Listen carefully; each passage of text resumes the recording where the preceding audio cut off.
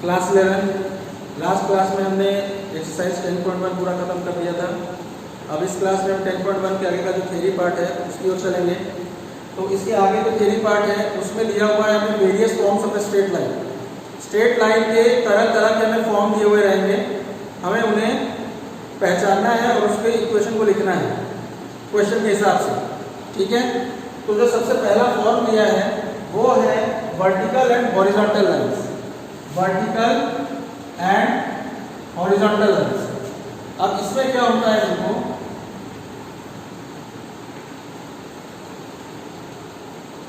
Suppose हमने इसमें दो एक्सिस बना दिए, ये हो गया हमारा एक्स एक्सिस, ये हो गया हमारा वाई एक्सिस, ठीक है। सबसे पहले में दिया है वर्टिकल लाइन। वर्टिकल लाइन का इक्वेशन कैसा होता है, तो ये सबसे पहले ये वाले जो पॉइंट इसको हम ओरिजिन बोलेंगे, इसको O से रिप्रेजेंट करते हैं। तो कोई भी जो वर्टिकल लाइन होगा वो इस तरह का होगा। ये हमारा एक वर्टिकल लाइन है, ये वर्टिकल लाइन है, इसका मतलब ये वाई एक्सिस के हमारे पैरेलल है और एक्स एक्सिस के हमारे परपेंडिकुलर है, ठीक है। तो ये अगर हमसे ये पूछा जाए कि ये जो वर्टिकल लाइन हमने ड्रॉ किया है वो एक्स एक्सिस को कितने पॉइंट पे कट कर रहा है, तो हम ये बताएंगे कि ये वर्टिकल लाइन एक्स एक्सिस को सिर्फ एक पॉइंट पे ही कट कर रहा है, ठीक है ना। मान लिया कि ये जो एक पॉइंट इस पर कट कर रहा है वो x is equal to a है। ये तो x की ही वैल्यू होगी क्योंकि ये x एक्सिस का पॉइंट है, ये x एक्सिस का पॉइंट है, इसलिए इसकी जो भी वैल्यू होगी वो x की ही वैल्यू होगी। तो यहाँ पे सपोज ये वैल्यू a है तो हमारी x की वैल्यू a होगी, ठीक है। अब अगर हम ये पूछें कि इस लाइन पे इस पॉइंट को छोड़ के कोई सा भी पॉइंट ले लो, सपोज यहाँ पे और ऊपर और ऊपर और ऊपर, या फिर इधर भी ले सकते हो, नीचे और नीचे और नीचे और नीचे, कहीं पे भी ले लो। और अगर तुमसे ये पूछा जाए कि ये जो ओरिजिन है, अगर तुमसे ये पूछा जाए कि ये जो पॉइंट है ऊपर वाला, इस ऊपर वाले पॉइंट में x की वैल्यू क्या होगी, तो हम क्या बताएंगे। इस पॉइंट के लिए अगर हमसे x की वैल्यू पूछता है तो यहाँ तक पहुँचने के लिए हमें कितना चलना पड़ेगा भाई, ओरिजिन से हम यहीं तक तो चलेंगे क्योंकि इसके ऊपर तो हमें y की वैल्यू चलनी है।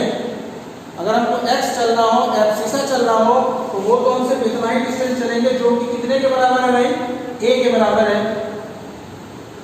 अगर हम ऊपर वाले और ऊपर वाले पॉइंट की बात करें और अगर इसमें अगर हम पूछें कि इसका x एक्सिस मतलब x पे एक्सिस पे कितना चलना पड़ रहा है, तो हम क्या कहेंगे कि ये भी तो भाई हमें ओरिजिन से a डिस्टेंस चलना पड़ेगा क्योंकि ये तो सिर्फ हाइट हमारी बढ़ रही है ना, ये x एक्सिस पे तो आगे नहीं बढ़ रहे हैं, ये तो y एक्सिस पे ऊपर जा रहा है, ऊपर की तरफ शिफ्ट हो रहे हैं पॉइंट्स।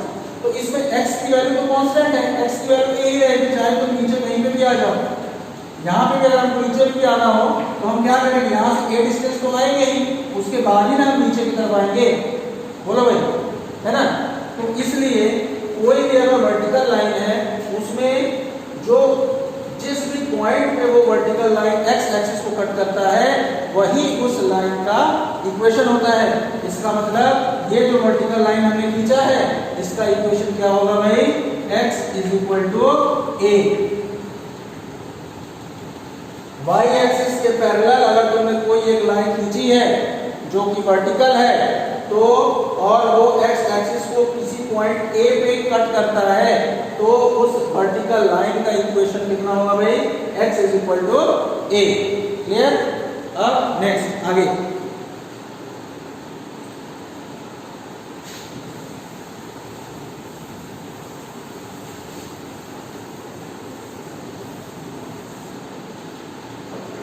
अब हॉरिजॉन्टल लाइंस की बात करेंगे। हॉरिजॉन्टल लाइंस में देखो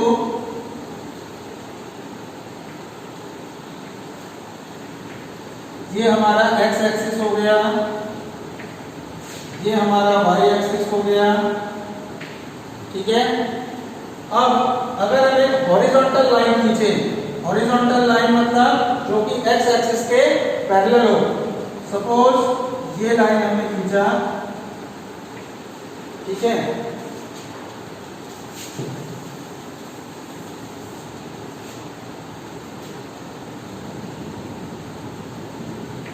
ये लाइन हमने खींचा। अब ये जो है हमारा हॉरिजॉन्टल लाइन है, मतलब ये एक्स एक्सिस के पैरेलल है। तो अगर हम देखें तो ये एक्स एक्सिस किस एक्सिस को कट करता है, एक्स एक्सिस को या वाई एक्सिस को? तो साफ साफ दिख रहा है कि ये जो लाइन है वो हमारा वाई एक्सिस को कट करता है, एक्स एक्सिस को कभी भी कट नहीं करता है। एक्स एक्सिस को कट क्यों नहीं करेगा?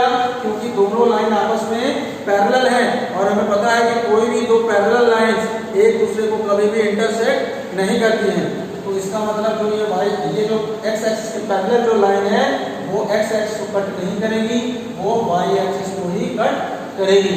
सपोज ये जो लाइन है ये वाई एक्सिस को सपोज ए पे कट कर रही है और ये जो वाई एक्सिस पर कट कर रही है, ये जो ए हम बोल रहे हैं, ये ए किसकी वैल्यू है? ये वाई की वैल्यू है। ये वाई की वैल्यू क्यों है? क्योंकि ये वाई एक्सिस पे है, ठीक है। इसके पहले वाला क्या था, वो एक्स एक्सिस को कट कर रहा था, इसलिए वो एक्स की वैल्यू थी। लेकिन यहाँ पे ये जो लाइन है ये वाई एक्सिस को कट कर रहा है, तो ये जो ए होगा वो वाई की वैल्यू होगी, यानी कि वाई इज इक्वल टू ए होगा, ठीक है। अब हम क्या करें कि इसी लाइन पे, हॉरिजॉन्टल लाइन पे इस पॉइंट को छोड़ के कोई सा भी तुम पॉइंट ले लो, चाहे इस तरफ चाहे इस तरफ।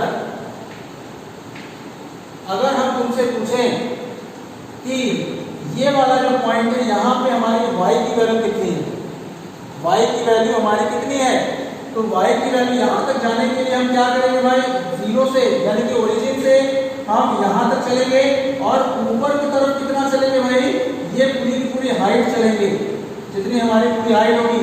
और ये हाइट कितने के बराबर है, इस हाइट के बराबर है जो कि a है, यानी कि ये डिस्टेंस भी a ही होगा। अगर हम इस हाइट की बात करें ये भी a, इस हाइट की बात करें ये भी है, तो हम देख सकते हैं कि सारे के सारे जो हाइट हैं वो कितने के बराबर है भाई, a के ही बराबर है, ठीक है। और ये जो a है वो x की वैल्यू है या y की वैल्यू है, तो ये जो है y is equal to a है, यानी कि y की वैल्यू है ये।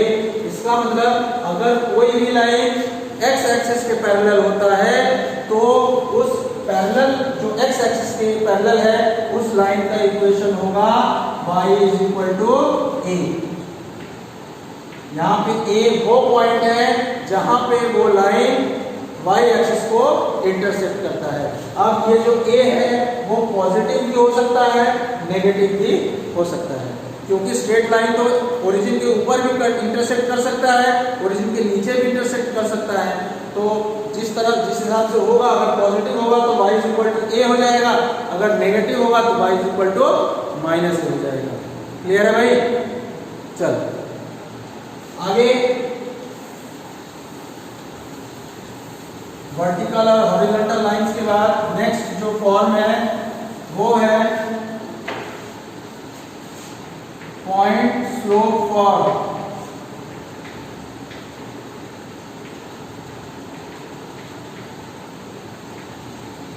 Point slope form. अब इसमें क्या होगा कि इसमें तुम्हें एक पॉइंट दिया हुआ रहेगा,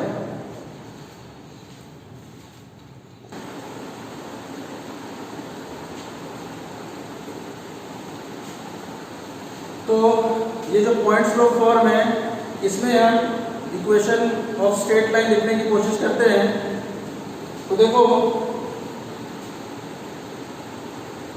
सपोज ये हमारा एक स्ट्रेट लाइन है L, इस स्ट्रेट लाइन का जो स्लोप है वो सपोज m दिया हुआ है, ठीक है। और ये जो लाइन है वो सपोज एक फिक्स पॉइंट है x1, y1, इस पॉइंट से ये पास कर रहा है, ठीक है। और इस लाइन पे हम अपने मन से एक आर्बिट्रेरी पॉइंट मान लेते हैं x, y। ये आर्बिट्रेरी पॉइंट है, ये इस लाइन पे कहीं पे भी हो सकता है, लेकिन ये जो पॉइंट x1, y1 है ये हमें क्वेश्चन में दिया हुआ रहेगा, ये फिक्स पॉइंट है। और ये जो स्लोप m है वो भी हमें क्वेश्चन में दिया रहेगा, लेकिन ये x, y हमें नहीं दिया रहेगा, ये हमारा एक आर्बिट्रेरी पॉइंट है, ठीक है। तो हमें इस लाइन का इक्वेशन निकालना है।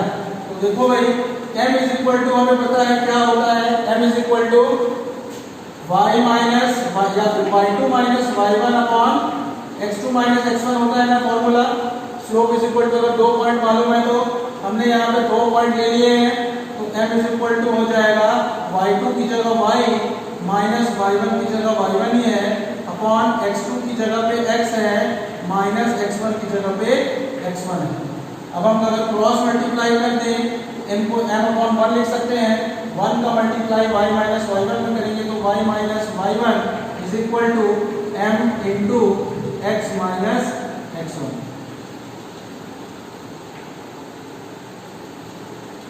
ठीक है, तो y minus y1 is equal to m into x minus x1, where m is the slope of the line and x1 y1 is the fixed point through which the line L is passing. ठीक है, ये हमारा equation of straight line है। ठीक है ना, चलो आगे।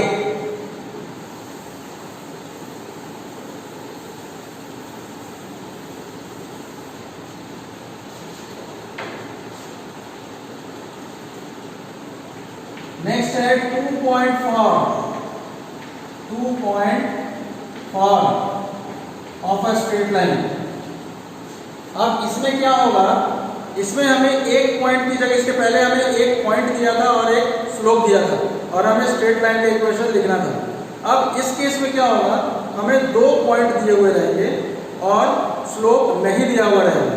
ठीक है ना, इस केस में हमें स्लोप नहीं दिया हुआ रहेगा, हमें सिर्फ 2 पॉइंट दिए हुए रहेंगे और हमें लाइन का इक्वेशन लिखना रहेगा। ठीक है, तो चलो सपोज ये हमारा स्ट्रेट लाइन है L, जिसका कि हमें इक्वेशन लिखना है। उसके बाद इसमें जो 2 पॉइंट दिए गए हैं, सपोज ये है x1, y1 और ये सपोज दूसरा पॉइंट है x2, y2। ठीक है, अब मान लेते हैं कि इन दोनों पॉइंट के बीच में एक तीसरा भी एक आर्बिट्रेरी पॉइंट है, जिसको कि हमने मान लिया x, y। जैसे हमने फर्स्ट वाले में माना था एक आर्बिट्रेरी पॉइंट, इसी तरह हमने इस वाले में भी मान लिया एक आर्बिट्रेरी पॉइंट, जिसका कोऑर्डिनेट कितना है भाई, x, y। तो अगर हम इन तीनों पॉइंट्स को नाम दे दें a, b, c, तो क्या हम ये देख पा रहे हैं कि ये तीनों के तीनों पॉइंट इस लाइन के ऊपर ही हैं। इसका मतलब क्या हम कह सकते हैं कि a, b और c जो है हमारे कोलिनियर हैं। तो अगर ये कोलिनियर है, इसका मतलब क्या स्लोप ऑफ AB इक्वल होगा स्लोप ऑफ AC के? बोलो भाई, AB का स्लोप जो है क्या वो AC के स्लोप के बराबर होगा, क्योंकि दोनों एक ही लाइन है। तो जब जो AB का स्लोप होगा वही हमारा AC का भी स्लोप होगा। ठीक है ना, तो अब देखो AB का अगर हमको स्लोप निकालना हो तो हमें स्लोप, अगर 2 पॉइंट मालूम है तो स्लोप कैसे निकालते हैं, y minus y1 upon x minus x1, क्योंकि स्लोप क्या होता है y2 minus y1 upon x2 minus x1। अब हमने इसको x1 y1 मान लिया, इसको x2 y2 मान लिया, तो y2 की जगह पे y हो जाएगा, y1 की जगह पे y1 और x2 की जगह पे x हो जाएगा, x1 की जगह पे x1। तो ये हमारा स्लोप ऑफ AB हो जाएगा is equal to slope of AC। अब A और C, अब इसको x1 y1 इसको x2 y2, तो स्लोप हो जाएगा हमारा simple y2 minus y1 upon x2 minus x1। Clear है, तो यहाँ से y माइनस y1, अगर हम सिर्फ x माइनस x1 को क्रॉस मल्टीप्लाई कर दें तो ये हो जाएगा y2 minus y1 upon x2 minus x1 into x minus x1।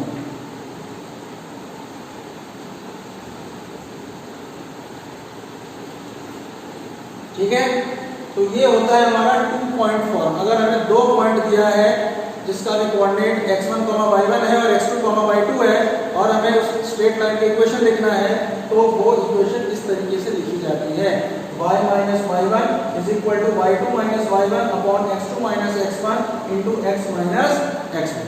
Clear है?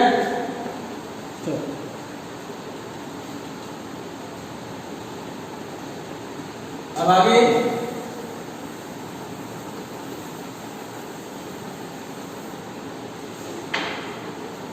Slope intercept form.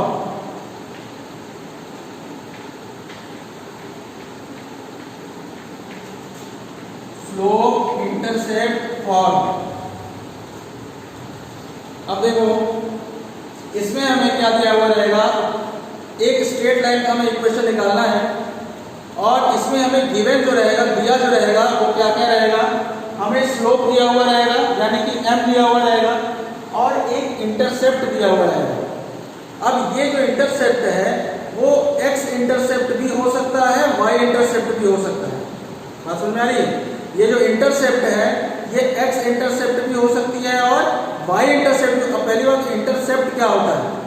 इंटरसेप्ट मतलब होता है ऐसा लेंथ, मतलब अगर हम x इंटरसेप्ट की बात करते हैं तो x इंटरसेप्ट का मतलब हुआ कि अगर कोई लाइन x एक्सिस को कट कर रही है तो जिस पॉइंट को कट कर रही है उस पॉइंट से ओरिजिन के बीच का जो डिस्टेंस होगा that is x intercept.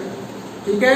Similarly y intercept का मतलब हुआ कि अगर कोई लाइन y एक्सिस को इंटरसेक्ट कर रही है तो उस पॉइंट ऑफ इंटरसेक्शन से ओरिजिन तक का जो डिस्टेंस होगा वो हमारा y इंटरसेप्ट होगा। जैसे हम फिगर बना के बता देते हैं, सपोज ये हमारा x एक्सिस, ये हमारा y एक्सिस। ठीक है। अब इसके बाद सपोज ये हमारा लाइन है। अब देखो ये जो लाइन है हमारा x एक्सिस को इस पॉइंट पे कट किया है और y एक्सिस को इस पॉइंट पे कट किया है, सपोज A और ये है B और ये तो हमारा ओरिजिन है O। ठीक है। तो जिस पॉइंट पे x एक्सिस को कट किया है वहां से लेके ये जो ओरिजिन है इसके बीच का जो डिस्टेंस है इसको बोलेंगे x इंटरसेप्ट।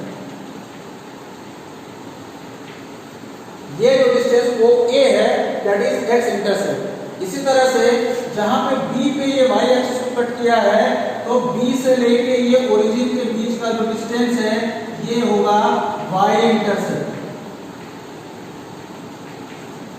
ठीक है। बात समझ में आया? x इंटरसेप्ट और y इंटरसेप्ट। तो अब यहाँ पे इस जो फॉर्म है इस फॉर्म में हमें स्लोप यानी कि m दिया हुआ रहेगा और उसके साथ या तो हमें x इंटरसेप्ट दिया रहेगा या तो हमें y इंटरसेप्ट दिया रहेगा। दोनों में से कोई एक चीज दी हुई रहेगी और हमें उस स्ट्रेट लाइन का इक्वेशन निकालना है।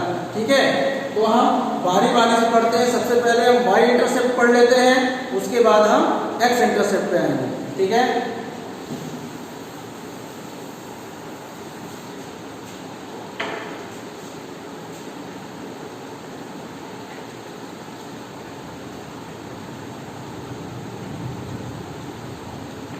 सपोज ये जो हमारा लाइन है ये L है। ठीक है। और ये इस लाइन का जो स्लोप है वो m है और ये y एक्सिस को पॉइंट C पे कट करता है।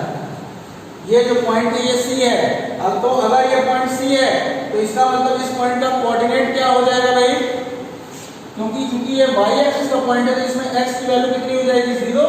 इसका मतलब ये पॉइंट होगा 0, C। बोलो। ठीक है। ये पॉइंट हमारा 0, C हो जाएगा और इसका स्लोप हमारा m हो जाएगा। अब देखो इसको निकालने के लिए हम उस फॉर्मूले का इस्तेमाल करेंगे जो हमने अभी अभी पढ़ा है। कौन सा वाला form? Point slope form. Point slope form में क्या था कि अगर हमें एक पॉइंट मालूम है और उस लाइन का स्लोप मालूम है तो हम उस लाइन का इक्वेशन लिख सकते हैं। तो यहाँ पे भी देखो जैसे ही हमको इंटरसेप्ट मिला कि y इंटरसेप्ट हमारा C है, अगर हमें ये बता दिया जाए कि ऐसा लाइन है जिसका स्लोप m है और उसका y इंटरसेप्ट C है तो y इंटरसेप्ट अगर C है इसका मतलब वो पॉइंट कौन सा होगा भाई, 0, C। ठीक है। y एक्सिस पे जो पॉइंट होगा वो होगा 0, C। तो ये हमारा एक पॉइंट हमें मिल जाएगा और इसका स्लोप हमारा m है तो हम 1 पॉइंट फॉर्म लगा देंगे जो कि होता है y minus y1 is equal to m into x minus x1। ठीक है। अब यहाँ पे x1 y1 की जगह हमारा क्या है, 0, C। इसका मतलब x1 इज इक्वल टू 0 है और y1 is equal to C है और m की जगह तो m ही है। यहाँ पे रख देंगे y की जगह पे y ही रहेगा माइनस y1 की जगह पे हम रखेंगे C is equal to m की जगह पे m, x की जगह पे x माइनस x1 की जगह पे 0। तो ये हो जाएगा y minus C is equal to m और x माइनस 0 तो x ही होगा तो m इंटू एक्स, तो y is equal to m into X minus c उधर जाएगा तो प्लस c हो जाएगा। ठीक है, y is equal to M X plus C, ये बात समझ में आ रही है। तो ये इसका प्रूफ है कि अगर हमें इस कोई लाइन दिया हुआ है जिसका स्लोप m है और उसका जो y इंटरसेप्ट है वो अगर c है तो फिर उस लाइन का इक्वेशन होता है y is equal to M X plus C. Clear? अब आगे, अब इसी तरह जैसे इसमें y इंटरसेप्ट दिया है, अगर हमें x इंटरसेप्ट दिया हो तो क्या होगा?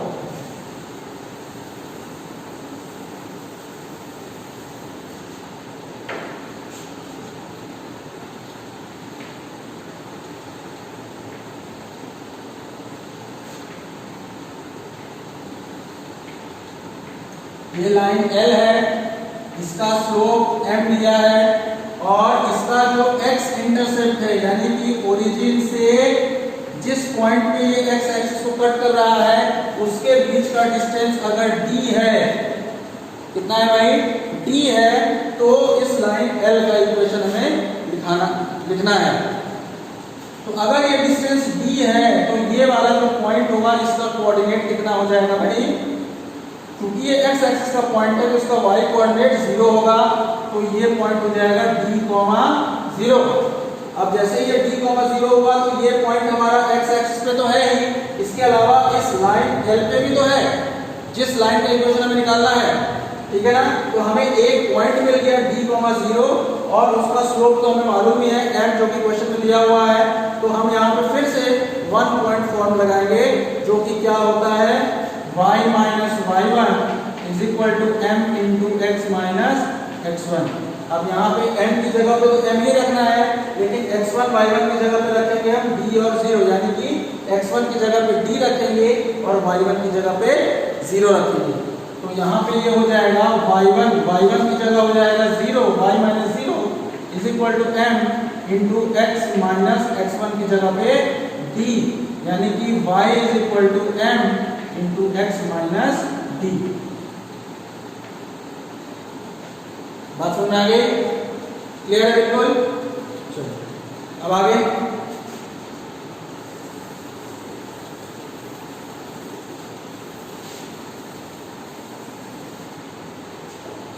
अब नेक्स्ट क्या है?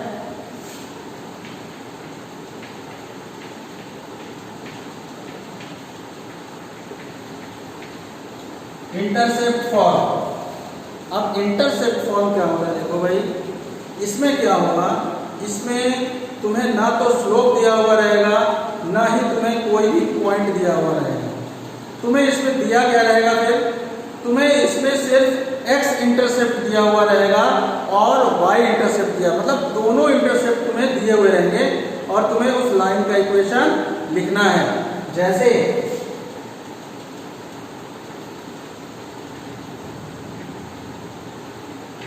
ये x एक्सिस हो गया, ये y एक्सिस हो गया। ठीक है, कोई भी एक लाइन है, सपोज ये लाइन L है, ये जो x इंटरसेप्ट है ये ओरिजिन हो गया। सपोज ये जो x इंटरसेप्ट है वो a है और ये जो y इंटरसेप्ट है सपोज वो b है। x इंटरसेप्ट हमारा a है और y इंटरसेप्ट हमारा b है अगर, तो हमें इस लाइन L का इक्वेशन लिखना है। तो देखो भाई, अगर x इंटरसेप्ट हमारा a है तो इस पॉइंट का कोऑर्डिनेट क्या होगा? a, 0। बोलो भाई, क्योंकि ये x एक्सिस का पॉइंट है तो, और ये a है तो x तो a हो जाएगा लेकिन y हमारा 0 हो जाएगा। ठीक है ना? इसी तरह जो ये पॉइंट b है इसका कोऑर्डिनेट क्या हो जाएगा भाई? 0, b। बोलो होगा कि नहीं? क्योंकि ये y एक्सिस का पॉइंट है तो इसमें x 0 होगा और ये हाइट हमारी b है तो ये b हो जाएगा y की वैल्यू। तो 0, b हमारा इस पॉइंट का कोऑर्डिनेट हो जाएगा। अब जैसे ही ये दोनों पॉइंट के कोऑर्डिनेट हमें मिल गए तो ये दोनों पॉइंट हमारा x एक्सिस और y एक्सिस पे तो है ही, इसके अलावा हमारा उस लाइन पे भी है जिस लाइन का हमें इक्वेशन निकालना है। तो जैसे ही हमें ये दो पॉइंट मिल गए तो हम उस लाइन का इक्वेशन लिखने के लिए फिर से किस फॉर्मूले की तरफ चलेंगे? 2 पॉइंट फॉर्मूले की तरफ, जो कि हमने इसके पहले बताया हुआ है। तो 2 पॉइंट फॉर्मूला क्या होता है भाई, y minus y1 is equal to y2 minus y1 upon x2 minus x1 into x minus x1। ठीक है, अब तुम्हारी मर्जी है, तुम इसको x1 y1 मान लो या फिर इसको x1 y1 मान लो। तुम किसी को भी x1 y1 x2 y2 मान सकते हो। और सपोज हमने इसको x1 y1 मान लिया और इसको x2 y2 मान लिया, तो फॉर्मूले में अगर हम पुट करें तो y माइनस y1, तो y1 की जगह हमारा हो जाएगा 0 इज इक्वल टू y2 है हमारा b माइनस y1 हो जाएगा 0 अपॉन x2 यानी कि 0 माइनस x1 की जगह पे a into x minus x1 हो जाएगा a। ठीक है, तो y माइनस 0 का मतलब हो गया y is equal to b minus 0 का मतलब b अपॉन 0 माइनस a का मतलब minus a into x minus a। Cross multiply कर देंगे तो minus a into Y is equal to b का अंदर मल्टीप्लाई कर देंगे तो ये हो जाएगा bx minus a into b। अब माइनस ए बी को इस तरफ लेके आए, माइनस ए वाई को उधर लेके जाए, तो ये हो जाएगा bx plus A Y is equal to A B. ये बात समझ आ रही है? अब इसके बाद हम क्या करें, दोनों साइड में हम ए बी से डिवाइड कर दें।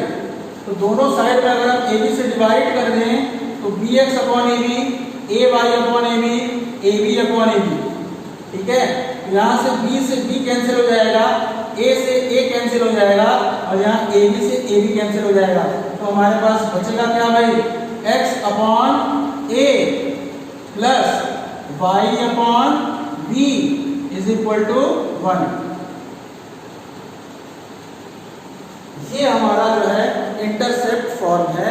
अगर हमें x इंटरसेप्ट दिया हो और y इंटरसेप्ट दिया हो और हमें स्ट्रेट लाइन का इक्वेशन निकालना हो तो हम स्ट्रेट लाइन का इक्वेशन क्या लिखते हैं भाई, x upon a plus y upon b is equal to 1।